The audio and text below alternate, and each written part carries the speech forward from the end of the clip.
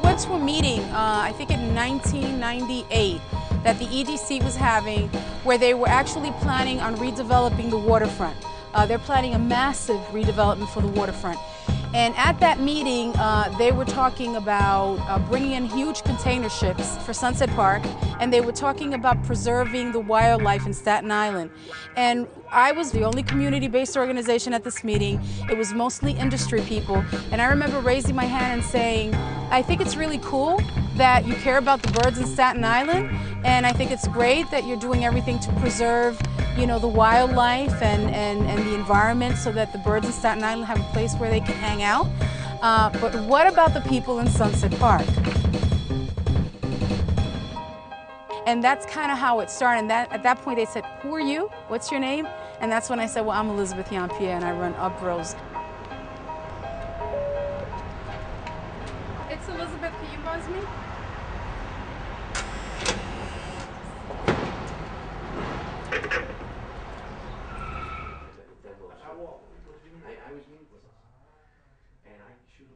When I came on board in 1996, the organization had lost a lot of its funding, had suffered what we call the Giuliani hit. Giuliani had basically taken out a lot of the organizations that were founded during the Civil Rights Movement, a lot of the Black and Latino organizations. And I came in because I was asked to prevent it from disappearing. So at that point, we realized that there were a lot of environmental burdens in the community, that there was no one organizing around issues having to do with social justice. And so we changed the mission of the organization so that it's now an organization that's dedicated to environmental and social justice. Sunset Park begins at 15th Street, ends on 65th Street, and runs from 8th Avenue down to the waterfront. It's a huge community, and it has a quarter acre of open space for every 1,000 people living here. And my understanding is that that statistic includes Greenwood Cemetery, which you see here is pretty large. This is the only open space that we have in this community, which is Sunset Park. It's a park that has a swimming pool, some basketball courts, and is really distressed because it's overutilized. And on any sunny day that you're out, if you were out today, you would see that it's just blanketed with people. If you throw a ball, you hit someone. That's how overutilized it is. So it's the only open space that we have.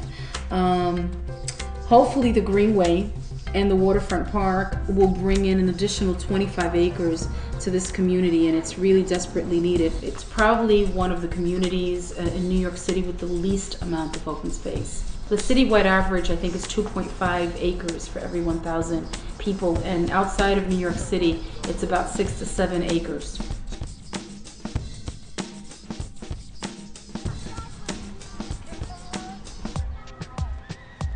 My name is Kenneth Casilla, and I live downtown Brooklyn, and I like to play baseball, basketball. My name is Joey. I'm from Sunset Park, and I like to play soccer. My favorite activity is just hanging out with my friends. I'm from Albania, Puerto Rico, Ecuador, Dominican Republic. It's a big population for like a little park.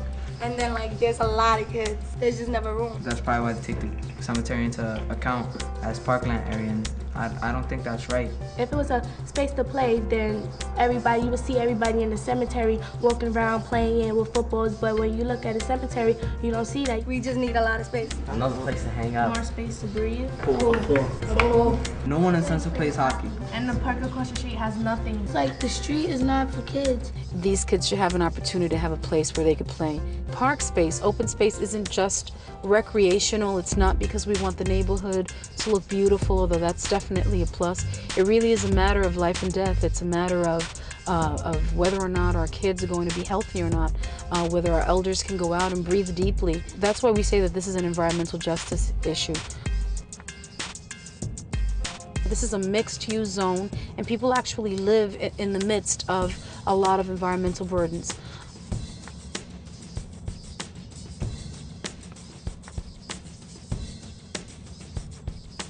It's one of the largest walk-to-work communities in the city of New York.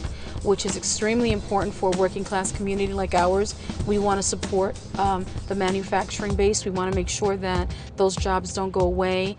We want to be involved in efforts that prevent sprawl. And we want to be able to attract green manufacturing or manufacturing that has green uses.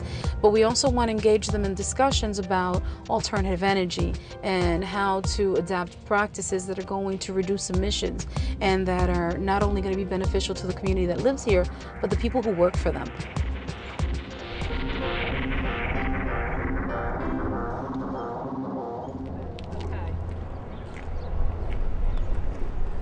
I'm Jay Watkins, and I'm the Environmental Justice Programs Coordinator here at Uprose. And I just want to talk a little bit about the harbor situation that's coming back.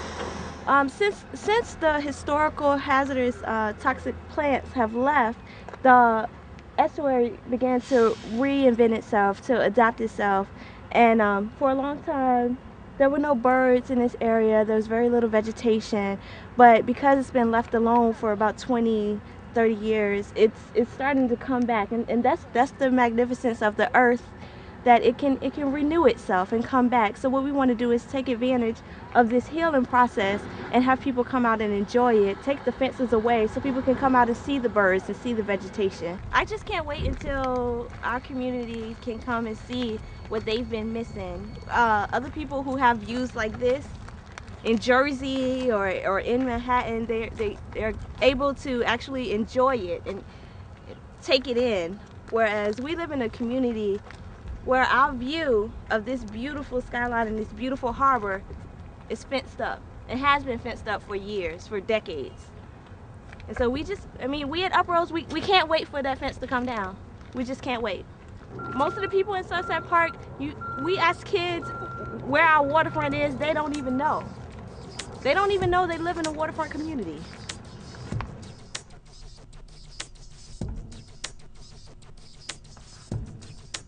We're really concerned about what happens after we get these environmental amenities in our community.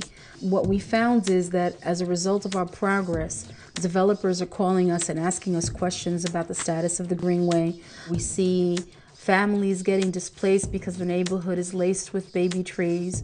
We're worried that all of the work that we've done for the past 10 years is going to end up in the displacement of the very people that we struggled to provide a better quality of life for. That engagement can end up in their displacement is criminal. We are going to be engaging in an anti-displacement campaign.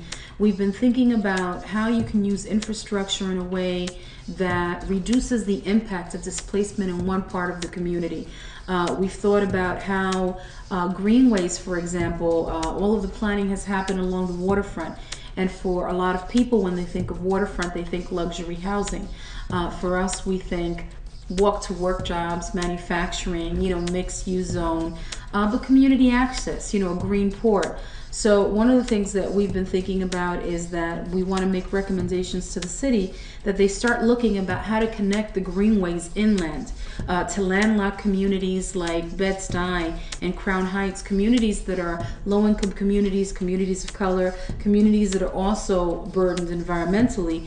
And what will happen as a result of that is that if you have green buffers and greenways and you have these amenities connecting inland communities to waterfront communities, what will happen is integration instead of displacement. There is a difference between environmentalism and environmental justice. And for environmentalists, the way that we think of having trees and gardens, those are luxuries. But the right to breathe is a necessity.